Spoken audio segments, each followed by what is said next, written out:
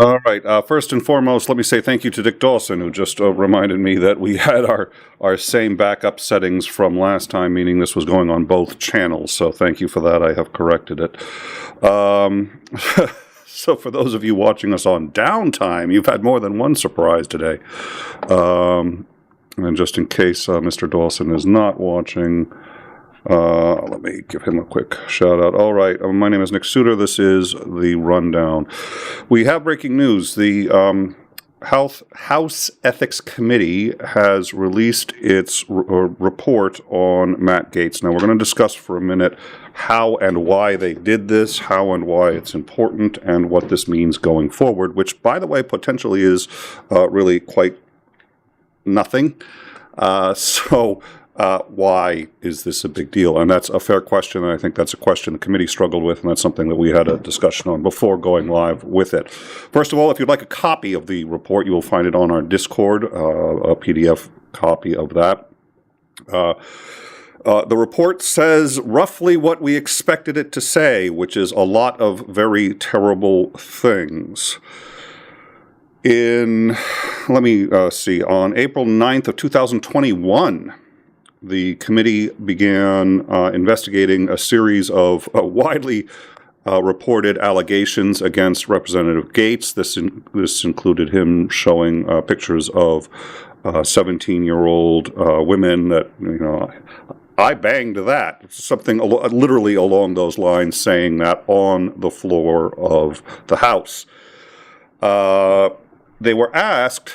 this was the 117th Congress. They were asked by the Justice Department to stop investigating because the Justice Department decided it was going to investigate, and they were looking into the criminal elements or the allegations, which the House Ethics Committee has really no say over. So for the 117th Congress, they stopped. However, when the 118th Congress came into power, they decided to resume their investigation. The investigation included allegations of sexual misconduct and or illicit drug use, shared inappropriate images or videos on the House floor, misuse of state identification records, converted campaign funds for personal use, accepting a bribe, improper gratuity, let's see here, impermissible gifts, and added eventually in June of 2024. Let's take a step back. So they began their investigation into those charges. They did add a number of other charges, and they reached a number of conclusions. Now, this is the House Judiciary Committee. It doesn't have much authority to enact penalties. They can sanction and or vote to impeach a representative. But when Matt Gaetz was nominated, and this is not a joke, to the Justice Department as Attorney General, you can't make this up, by Donald Trump, he resigned from the House of Representatives. This means that Congress no longer had jurisdiction to investigate him, and the investigation had to stop in its tracks exactly where it was. They could no longer investigate, and no matter what their findings were, they couldn't punish him because he was no longer a member of the House. At this point, the question became, do they make the report public or not? This was the topic of a lot of consternation. Republicans saying he's a private citizen now, it would be inappropriate to make the report public. Democrats saying that the reports were serious enough with federal and state crimes being violated that it was in fact in the interest of the general public and of those states such as Florida and the federal jurisdictions to be made aware of their findings. Again, their findings aren't binding, but they've got them. They've got reams of evidence, and they figured perhaps the federal government would be interested in it. So today they released their findings. Their findings included that there is, quote, substantial evidence that Representative Gaetz violated House rules and other standards of conduct prohibiting prostitution, statutory rape, illegal drug use, impermissible gifts, special favors or privileges, and obstruction of Congress. It alleges that the violation of the House gift rule included exchanging gifts, sexual activity for various gifts, including trips to the Bahamas. So in at least one instance, he offered a woman a trip to the Bahamas in exchange for sex during that trip. During that trip, he reportedly took ecstasy and appears to have had sex with a 17-year-old woman, making it statutory rape. He also is alleged to have used personal campaigns funds for this and accepted bribes and or gratuities in exchange for favors. These are obviously damning allegations. Whether or not they meet the standard of being made public is a good question, and we've had some discussion about this. Is this news or is this scandal? The reason we decided to go with it as news is because he was literally just nominated to the highest law enforcement position in the country. The highest law enforcement position in the country. Donald Trump nominated him for Attorney General, which would head the Justice Department and, by the way, head any investigations into any of the illegal behavior, including but not limited to sex trafficking, which I will get to in a minute.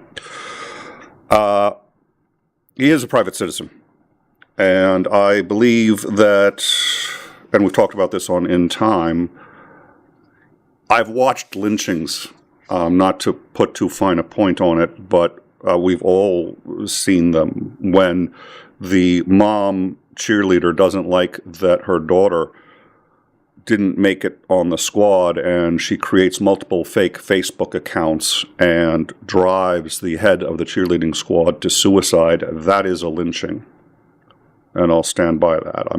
I'm aware it's the worst possible term you can use. We've seen it, and so and part of us enjoys it, right? Because we stop and watch many of us at least stop and watch the car burning on the side of the road. Christopher Hitchens famously said, "You're not actually thinking, there but for the grace of God go I. Instead, there by the grace of God go him." It's not in our best nature. A lot of things aren't. But this man has, until this report was threatened to come out, was in line to become the highest law enforcement officer in the country. You give up some right to privacy with that, and when there is evidence of committing multiple federal crimes and multiple state crimes, it seems to me that the House Ethics Committee has an obligation to release the report, and we have an obligation to discuss it. The fact that we've already been demonetized 16 times for using the word statutory rape aside, that's another thing. We're going to report it, and we're going to do so as accurately and fairly as possible. They did address the sex trafficking. He did have women cross state lines and even cross international lines with the purpose of having sex. That is not trafficking. It is only trafficking if the women are doing so against their will. If they are under the age of 18, it is assumed to be against their will. They are not old enough to consent. They do believe they have sufficient evidence to claim that he had sex with a 17-year-old, but that 17-year-old was not traveled across state lines or international lines for that activity, meaning it is not sex trafficking. However, they believe that a strong possibility does exist that sex trafficking may have occurred. I remind you what I said at the beginning. Their investigation halted the moment he quit. It didn't matter how much evidence they had left to go through. It didn't matter how much testimony they had left to take. However further they wanted to go in their investigation, they no longer had jurisdiction the moment that he resigned from Congress. So this report appears to be incomplete as much as there already is to it. All I can say is I hope I mean, this should not be weaponized for political reasons on either side, and he's no longer a political official. God willing, he never will be again, but Trump is going to be in term for 4 years, so who knows? That's not a joke. Trump could pardon him for all of this. So, not all of it, not the state charges. At any rate, so we do believe it's worth at least being made aware of. I don't think it's worth too much more time than what we've already spent. I am going to go into the live chat and see what people have to say, and then I think we'll move forward. It is what it is. I don't think I have much more I can say on it. So thank you all for joining us on this. The other thing that the other thing that got me thinking was, it's right before Christmas. Do we really want to release this report right before Christmas? And I was reminded, as well I should be, that we report the news when it happens. So, all right, we have Mr. Dawson again. Thank you for the correction. No, we did not mean to go. And I remember saying right after our last show, oh, don't forget to shut off the simulcast. As a fellow producer yourself, you're aware what that means, the likelihood of shutting off the simulcast is. Jenna, evening, Mr. Flurf. I have no idea who or what she's talking about. Let's see, Anna, Nick, a few people here. Thank you, Pragmatic Crystal. Good to see you. Normally on overtime, I don't necessarily go too much into the live chat, but I think it's worth getting into. And honestly, the report is, there isn't anything else I can say about the report, so it's going to be kind of a short show, I think.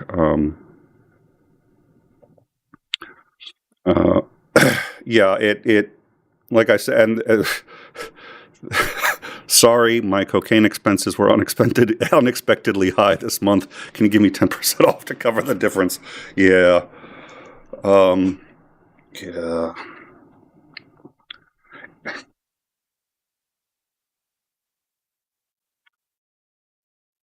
There's something that we all do naturally, and it's actually important. We wouldn't be the dominant species on the planet if we didn't do this, which is adapt, and adapt very rapidly.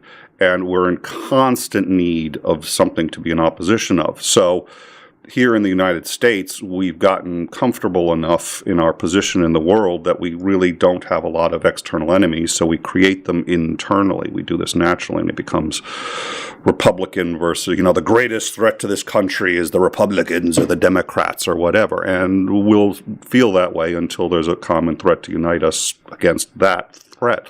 And again, it's another one of those unfortunate quirks of the species that, again, has allowed us to become the dominant species on the planet. As to Mr. Gaetz, this is obviously all stuff that needs to be handled by the appropriate state or federal forces. The fact that Republicans tried to cover it up, I think, is despicable. The fact that Democrats, I will say this, I think, given that everybody was pretty shocked, there isn't anything in this report that shocks me. All of this we already knew.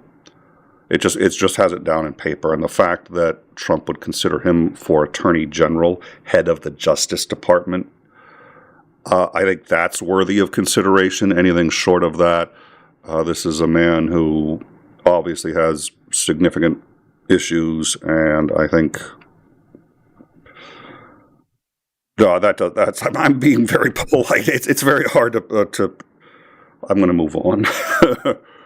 UTV and Ham gifted one membership. Thank you very much, sir. Annette also gifted one membership. Annette, thank you very much. We appreciate that. So again, this report, if you do want to read it, is in the Discord. I hope you guys will join us down there, and we are planning a couple of different shows. We still haven't decided whether we're going to do tomorrow's regular in time. It is Christmas Eve. There's some news we'd like to cover, so we will play that one by ear. We do have a couple of things planned for Christmas. On downtime, we will be playing Christmas classics. It will be Nat King Cole, Bing Crosby, stuff like that. We'll be playing that for about 12 hours, and then we are going to be on Purple's sort of round the horn loop. We will be for an hour streaming and having kind of a Christmas celebration with a bunch of other channels. So I hope you guys will consider that. That is on our sister channel, Downtime. You can find that. That's on In Time. That's one of the associated channels. And where we were streaming briefly at the beginning of this show. Anyways, I hope all of you have a marvelous holidays, and we look forward to seeing you all soon. Have a good night.